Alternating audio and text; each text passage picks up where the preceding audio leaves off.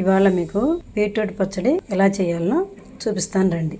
ఈ బీట్రూట్ లో fibre, manganese, potassium, ఇనుము, విటమిన్ సి వంటి పోషకాలు పుష్కలంగా ఉంటాయి. చర్మం మీద మచ్చలు, మొటిమలు, ముడతలను తగ్గించి కాంతివంతంగా చేస్తుందన్నమాట ఈ బీట్రూట్. ఈ ఎల్లిపాయలు వాతాన్ని తగ్గిస్తాయి. సింపుల్ గా ఈ 4 తోటే పచ్చడి చేసుకుందాం రండి. స్టవ్ వెలిగించి బాండి పెట్టానండి. కొంచెము ఆయిల్ వేసుకుందాం. గోరువెచ్చపడిన తర్వాత బీట్రూట్ ముక్కలను వేసుకోవాలి.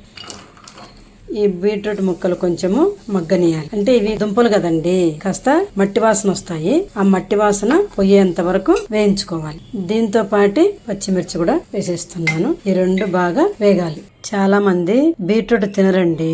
ఇలా పచ్చడి రూపంలో చేసి పెడితే ఇష్టంగా తింటారు. అంటే కొంతమంది ముక్కలు నమలాలంటే ఇష్టపడరు. కొంచెం ఇవి మగ్గాయి. ఇప్పుడు ఎల్లిపాయలు కూడా వేసి మగ్గించుకుందాం. బాగా మగ్గిపోయాయి చూడండి ముక్కలు. తగినంత ఉప్పు వేసేసుకుని కాస్త చల్లారబెట్టుకుని మిక్సీలో వేసేసుకోవాలి. చల్లారిపోయినాయి. మిక్సీ జార్ లో వేసేసాను. ఇప్పుడు మిక్సీ పట్టేస్తాను. ఇదిగోండి మిక్సీ వేసేసాను. ఇంకా బౌల్లోకి తీసేసుకోవాలి. నూనె పెట్టాను. నూనె కాగిపోయింది. తిరమాత గింజలు వేసేసాను. అవి కూడా ఏగిపోయినాయి. కరివేపాకు కూడా బౌల్లోకి తీసేసుకున్నాను. ఇప్పుడు తిరమాతను ఇందులో వేసేసుకోవాలి. వేసుకొని కలిపేసేయాలి.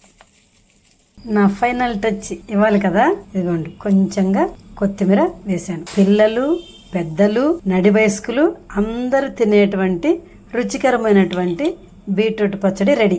మీరు కూడా ఈ రెసిపీ చేసుకొని తిని చూసి ఎలా ఉందో కామెంట్ లో తెలియచేయండి.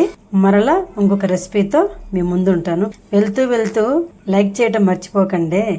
ఏంటి ఇంత కొంచెం పచ్చడి చేశాను అనుకుంటున్నారా? మేము 3 ఉన్నామండి.